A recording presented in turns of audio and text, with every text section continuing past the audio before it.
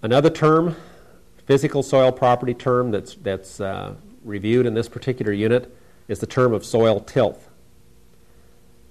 Tilth is an agronomic term. It is not a measurable physical soil property that we can actually go out there and look at a soil and say, oh, this has this type of tilth versus that type. We can't measure it.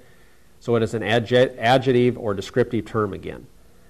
And tilth refers to the physical state of the soil as related to its ability to support plant growth. So we simply say that soils have either good tilth or poor tilth. Well, what types of conditions are conducive to good support of plant growth? We want a soil that has desirable crumb-like type of structure at the surface. We want a soil that has good ability to intake water, yet also has adequate aeration available, especially for the roots of crops. We want a soil that does not have a tendency to be compacted or to form a crust or a platelet type of soil structure at the surface. All of these are relating to the tilth or the workability of the soil. So obviously tilth is affected by the amount of sand, silt, and clay in a soil, but it is also affected by the moisture content of that soil at the time it is being worked.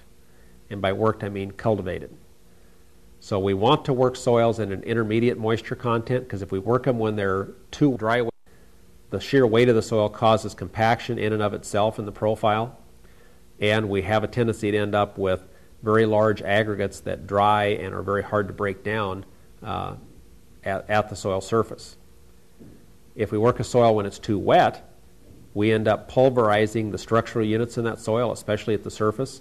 We end up with a very powdery or soft consistence, which is not something that is desirable either, because as moisture follows at some point in time, these soils have a tendency to form platelet-type structures or crusts on the surface.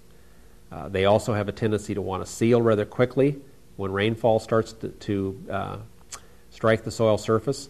And of course, if these soils have a tendency to seal, it's going to cause puddling and or runoff of water from that soil, both of which are non-desirable types of processes that could occur.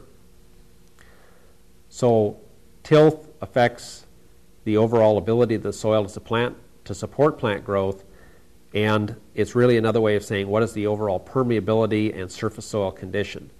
Good tilth relates to very desirable growth conditions for plants. Poor tilth is usually relating to either compaction, puddling, or sealing of the soil surface, and thereby being a non-desirable type of condition for the growth of plants.